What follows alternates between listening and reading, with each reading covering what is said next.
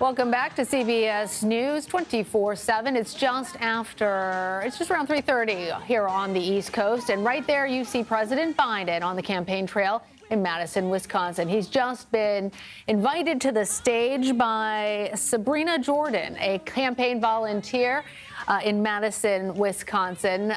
There, she says that this is the first time that she's ever volunteered on a campaign. To her left, you see Governor Chris Evers. He compared President Biden to, in his words, quote, the guy who has more felonies than Baskin-Robbins has flavors. Let's listen in to President Biden and see how he's doing given all those questions following his poor debate performance. Thank you.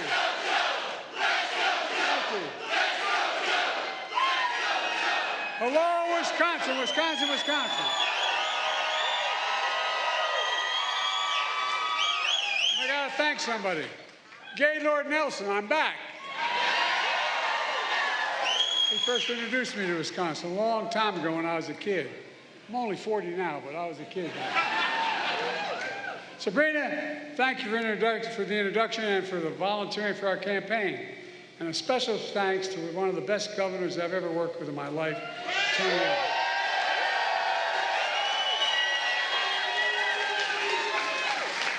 You've got a former governor, Jim Doyle, Madison Road, mayor of this city. And look, we got a guy who has a tough time winning an election. He only gets 70% of the vote, Congressman Mark Pocan. And so many local leaders are there, including the chair of Wisconsin Democratic Party, Ben Wickler. Ben. Oh, Ben. Folks, did you have a good 4th of July? By the way, if you wonder whether Trump has it all together, did you ever hear how he explained the 4th of July when he was president? No, I'm serious. This is true. His explanation how America won the Revolutionary War, I'm not making this up. He said in his 4th of July speech 5 years ago, he said, George Washington's army won the revolution by taking control of the airports from the British. We talk about me misspeaking. Airports from the British in 1776. It's true, he is a stable genius, this man. My friends, I'm in Wisconsin for one reason, because we're going to win Wisconsin again. We're going to win it.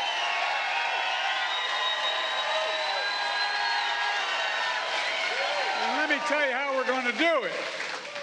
You know the reason. We're going to do it because of you all in this room to start with. Well, we're going to stand up for women in America. We're going to restore Roe v. Wade. The law of the land. We're going to stand up for the right to vote again. We're going to fight for Medicare and Social Security and child care, elder care, paid leave, all which grows economies. We're going to keep lowering the cost of prescription drugs and expanding health care for everyone. Not just. Look, we're going to protect our children from getting weapons of war off our streets. That's what we're going to do.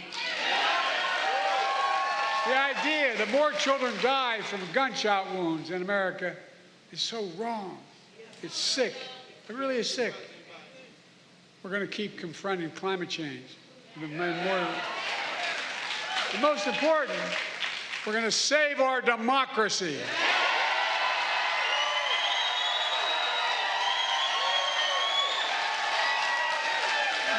Now you probably heard we had a little debate last week.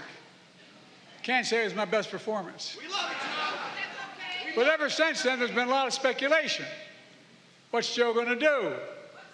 Is he going to stay in the race? Is he going to drop out? What's he going to do?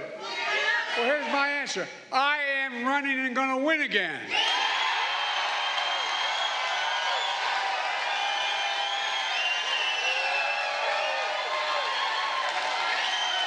Because we're going to go.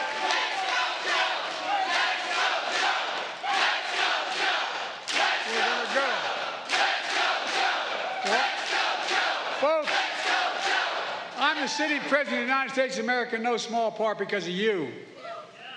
Not a joke. In 2020, you came through for me. I'm the nominee of the Democratic Party.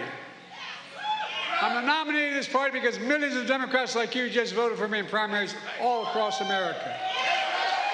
You voted for me to be your nominee, no one else. You, the voters did that. And despite that some folks don't seem to care who you voted for, well, guess what? They're trying to push me out of the race. Well, let me say this as clearly as I can. I'm staying in the race. I'll beat Donald Trump. I will beat him again in 2020.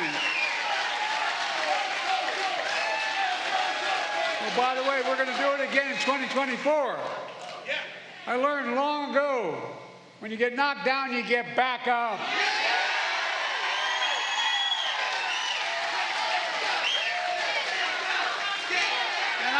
I'm not letting one 90-minute debate wipe out 3.5 years of work. As the governor said, I've led this nation from the depths of pandemic to the strongest economy in the world, and that's literally true. And I and you are not finished yet. Now, you probably also noticed a lot of discussion about my age. I know I look 40. I keep seeing all those stories about I'm being too old. Let me say something. I was too old. I wasn't too old to create over 15 million new jobs. To make sure 21 million Americans are insured under the Affordable Care Act. To beat Big Pharma, the first firm to ever do that, and lower the cost of insulin to $35 procedure. Well, they're too old to relieve student debt for nearly 5 million Americans and grow the economy. Too old to put the first black woman on the Supreme Court of the United States of America.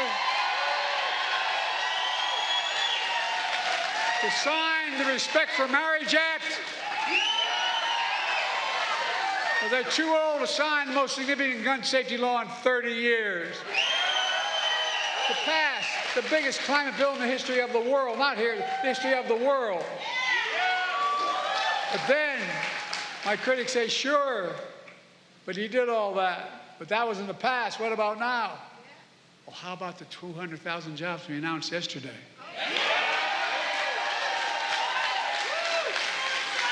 So let me ask you, what do you think? You think I'm too old to restore Roe v. Wade, the law of the land? You think I'm too old to ban assault weapons again? To protect Social Security and Medicare? To get child care, elder care for working families who need the nation? To make billionaires finally start to pay something beyond 8.2% of the tax rate? Let me ask you, you think I'm too old to beat Donald Trump? I can hardly wait. Anyway, folks, let's focus on what really matters. We're running against the biggest liar and the biggest threat, no, really, the biggest liar and biggest threat to our democracy in American history. That's not hyperbole. Over 150 presidential historians voted him the worst president in American history. No, the worst. As I've said before, he has the morals of an alley cat. He lies about the economy he created. The truth, he's one of only 2 American presidents who left office with fewer jobs than when he came into office. You know who the other one was? Herbert Hoover. Fact. That's why I call him Donald Herbert Hoover Trump. He lies about the pandemic he totally botched. The truth is, over 1 million people went on to die. He told us what? To inject bleach in our arm. It wasn't serious. He lied about how great he was for veterans in his administration. The truth, he called veterans who gave their lives serving America, and I was just in Normandy and on the beaches of Normandy and all through that area. And he said, I have trouble saying this because my son died as a consequence of Iraq. Who gave their lives, he called them, quote, suckers and losers. By the way, I'll be damned. I'm glad I wasn't with him because I'll be damned to let him talk about my son that way. That's right. But how do we know he said this? That I'm not making this up. A 4-star Marine general, his own former chief of staff was with him, and he told us that's what he said. He's not the only former Trump official warning us about how bad Trump is. including the former secretaries of defense and even his own vice president. They refused to endorse him. Says a lot about who Trump is and says a lot about what he isn't. By the way, I couldn't ponder.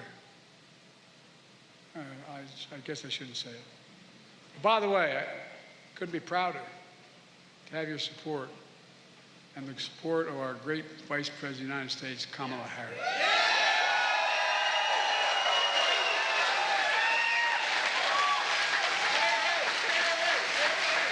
Trump is a convicted felon, found guilty, 34 felonies, trying to hide hush money payments to a porn star. Another jury found Trump sexually assaulted a woman in a public place, and he's been fined $90 million for defaming her. $90 million. They've only been bankrupt about 20 times, but I don't know. This so-called great businessman owes over $400 million in fines after being convicted in New York State of business fraud. Already convicted. Fined $400 million. Donald Trump isn't just a convicted criminal. He's a one-man crime wave. But Trump's biggest lie of all is he had nothing to do with the insurrection of January 6th. We all saw with our own eyes. We saw he sent thousands to attack the Capitol. We saw police being attacked, the Capitol being ransacked, the mob hunting for Nancy Pelosi, gallows set up to hang Mike Pence. Let me ask you something. After what Trump did on January 6th, why would anyone ever let him be near the Oval Office again? Folks, the issue of this election is, what kind of America do we want to be? What kind of America do we want to be? We want to be a country of anger, revenge, and retribution, or a country of hope and optimism and possibilities, as we've always been.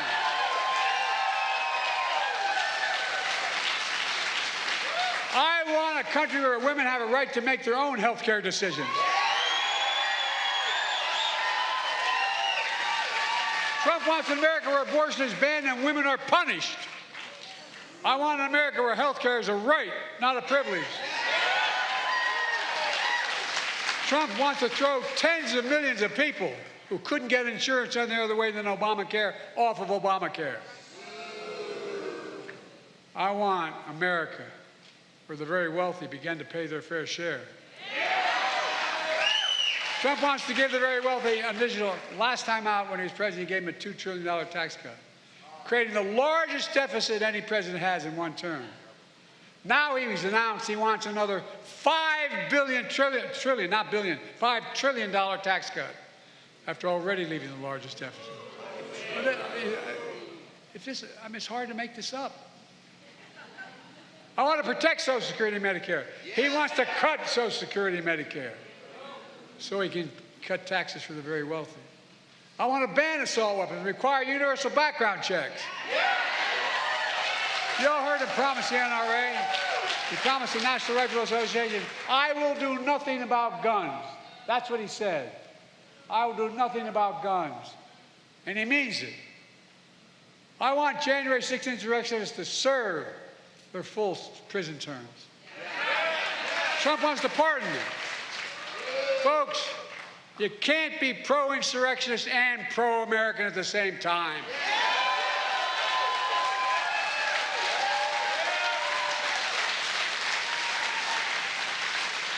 This is so damn serious. You can't love your country only when you win.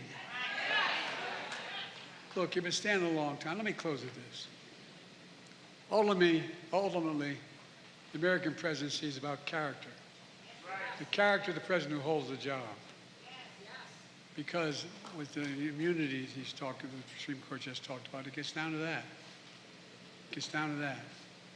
It's about honesty. It's about the president's decency, integrity. Do they respect people? Or do they incite violence and hate? Can they honor their oath to the Constitution and uphold their oath of office? Well, I don't think it's an exaggeration to suggest Trump has failed on every one of these character tests. Every one. And what's worse, the Supreme Court has just ruled that there are virtually no limits on the power of the presidency.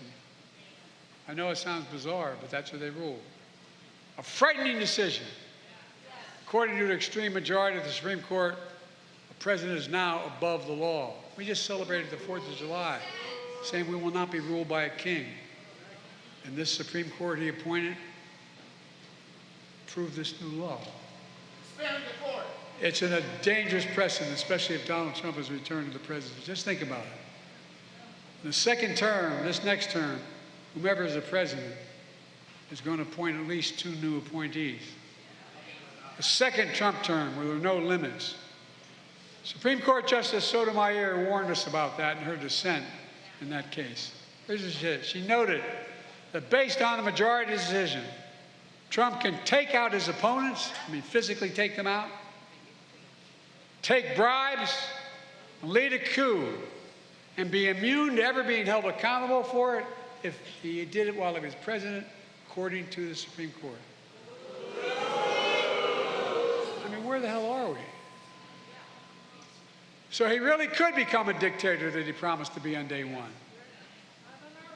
For over 2 centuries, America's been a free, democratic nation. And I'll be damned if in the year 2024, just 2 years before our 250th anniversary of as a nation, I'll let Donald Trump take this away.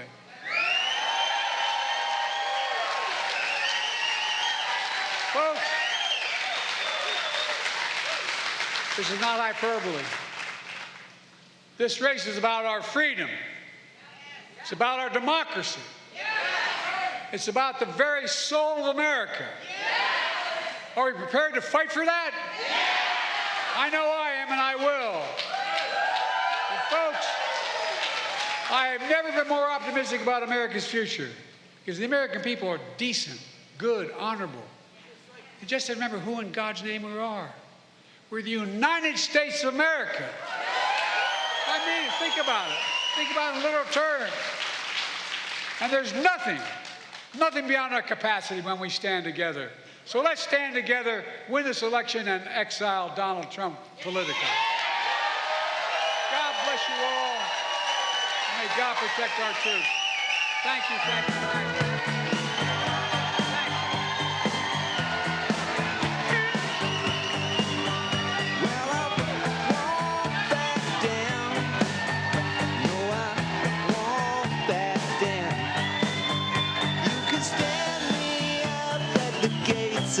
I'm going to come to the overflow room.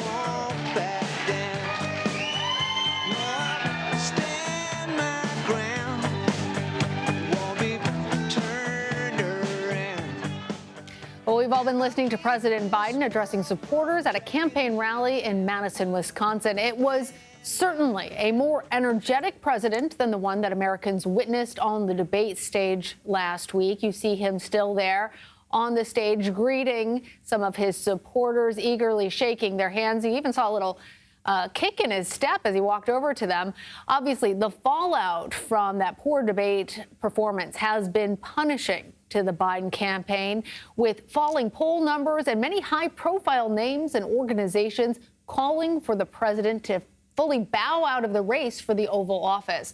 Well, you heard as President Biden addressed this, he said, quote, "They're trying to push me out of the race," but then he pledged to run and win again, in his words. Mr. Biden also took shots at his competitors' competency, quoting a gaffe in which then-President Trump, celebrating Independence Day, described George Washington's army seizing the airports from the British. Airplanes, of course, wouldn't be invented until more than a century later. And Biden continued with those swings. He called Trump, quote, "the biggest liar and the biggest threat to American democracy." He also made the point about Trump's record when it came to the economy, saying he's the only president in modern history who left office with less jobs than when he started in office, the other president being Herbert Hoover. We want to bring in now Scott MacFarlane. I understand Scott is there at the event. You heard it all. So, Scott, this was going into this. Many people have described this as make or break for President Biden. It sounded like the crowd was fully there with him. What did you witness? What was most striking in what was about a 20-minute set of remarks is the president taking on recognizing the reality here, which is that some Democrats want him out of the race. He said in so many words, they're trying to push me out of the race, but I'm staying in and I'm going to win. First time we've heard him say in so many words that others in his party are coming for him. He paused for a moment on stage to again address the crowd, but he's also got a bigger initiative ahead of him. He has an interview with ABC News that will air in prime time tonight. He has to get to that as well. Without a teleprompter, without a supportive cheering crowd, he will face questions about the debate, about the White House response to the debate, and all of these issues dogging him as we're just a month away from the Democratic convention. Scott, you make such an important point for our viewers that this was the president sticking to teleprompter, even as we've seen him twice now return to the podium and shout some encouraging words at his supporters, taking a selfie there, all of this happening in real time, that when he's sitting down with George Stephanopoulos in that interview with ABC News, it's going to be, as I understand it, unedited. He's not going to have a teleprompter, and there we're going to see a president perhaps that's more similar to the president's performance that we saw on stage. How are your White House sources describing the stakes of that interview? Well, another thing that'll be missing in the interview is Tom Petty at 140 decibels, so that'll be different. But it's truly a different dynamic, though, when you're sitting one-on-one with somebody, just cameras around you, without the rhythm break and the pause that a cheering crowd can give you. So it's a much different environment. We've spoken to a number of Democrats over the past 8 days, all of whom have said President Biden needs to get out there more frequently, do more events, be face-to-face with voters. But none of them has said he needs more teleprompter-infused rallies in front of people who've already been convinced to vote for him. He needs to be more unscripted, more unguarded, and in front of perhaps more skeptical crowds with more pressing questions. So this has been an eagerly anticipated rally, but not the thing Democrats have been pressing the White House to do.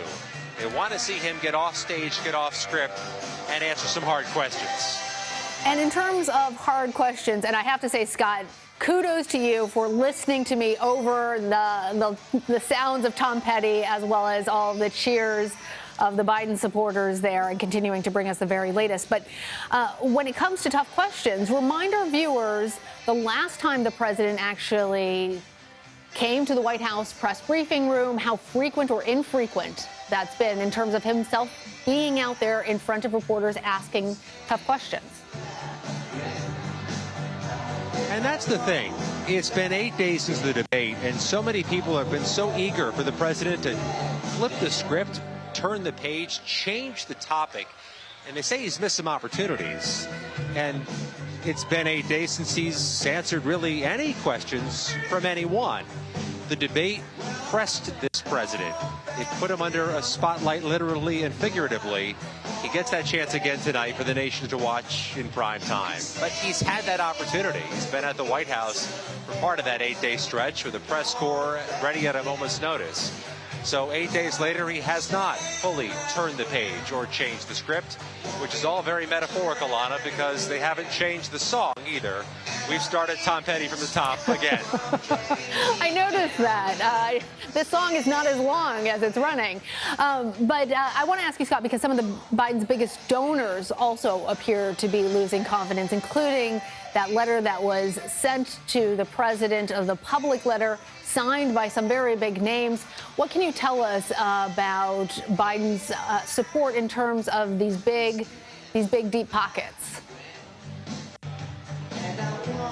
It is a significant thing. There are now 3 major donors on the record, one of whom who did so in an interview with CBS News, who said they're not going to donate anymore so long as President Biden's at the top of the ticket. If there were a new top of the ticket candidate, they'd open up their wallets again. Very significant thing in the throes of a presidential election that is competitive and is expensive. It's also a potentially contagious thing where it may spread to not only other donors, but other major figures in the party. not lost on this White House or other Democrats that 3 U.S. House Democrats have all said President Biden should withdraw. When the Congress returns to Washington next week, all in one place at one time, that number could grow. And that is a perilous thing for any candidate, especially an incumbent president at this point in an election cycle. Well, certainly something that we know you are watching very closely for us, having been on the campaign trail before, seeing him now, also seeing President Trump and how everybody across America is reacting to these two candidates. I want to thank you, Scott MacFarlane, there in Madison, Wisconsin, for us. Thanks, Scott.